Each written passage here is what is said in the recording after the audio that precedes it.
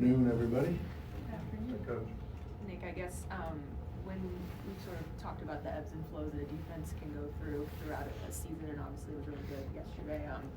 In the past, when you notice that slippage, maybe like after the Denver game or just at any other point, what are sort of the first things you go to as far as this is how we kind of get it back to where it has been at other points throughout the year? Well, it just depends. I mean, there's not, I wish I knew the reason for it all the time, right? And there's sometimes the nights that aren't very fun when they just, for whatever reason, just don't have the energy or the I guess it's energy. Some nights, some nights I say that would feel like we're just moving a step slow. Everybody was at the same, and some nights there isn't anything, but a lot of times it's, do we need to talk about it? Just reemphasize, do we need to switch matchups? Do we need to switch schemes? And usually early in the game, it's just more talk about it and try to do things better, right? Point out, talk, we're gonna do this, we're not doing it, whatever. Then sometimes it's switching to zone again, just to switch up the rhythm, and then get back to the other stuff, and so lots of stuff. Nick, Andre's been in and out of the lineup Yep. a little bit. I guess what's kind of maybe bothering him a little bit with that though. Yeah, it's just not good. It just seems to not be getting good enough.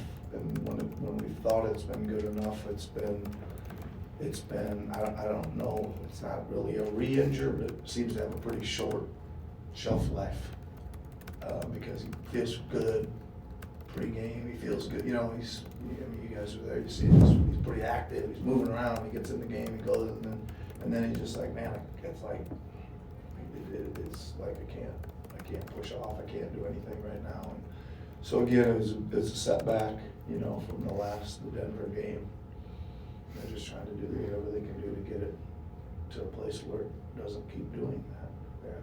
Obviously, different teams bring different game plans and such, but do you ever find yourself able to refer back to the previous night? Yeah. Hey, last night we did this really well. Let's get back to doing it. Yeah, we got a similar one from last night that's similar tonight is Sabonis on the offensive glass, right? We talked about that pregame that no matter what happens, it seems like Davis was in the front of the rim, and we were going to have to use multiple people and all kinds of things to keep him away from the glass. So that obviously is the carried over, from today in the film and all that kind of stuff. And yeah, I mean, there's a lot of not a lot, but there's maybe not from last night, but from recently. You'll say, hey, we're covering this like we covered, whoever the other day, and remember when we did this against the Knicks last week, we're in that coverage again or whatever. So yeah, you're carrying stuff on as you go throughout the year. Tyrese talked about last night how he was letting the early season kind of everything get to him a little bit mentally, and he kind of flipped the switch and got back to kind of finding his joy. Have you noticed, as a leader on the team, that there's maybe a trickle down effect of that throughout the roster? Yeah, I mean, I think that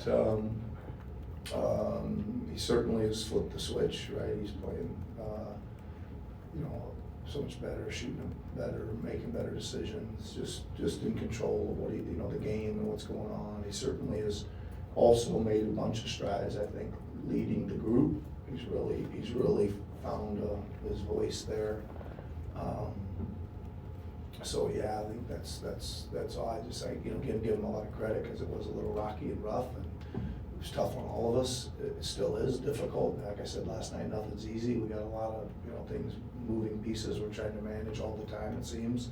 But he hangs in there, and we keep sticking with it, and he's the leader of all that. He's just been really good. Is there anything you've learned about Tyrese this year specifically, especially when it comes to that leadership, just given how much he's kind of tried to take things on just himself, essentially?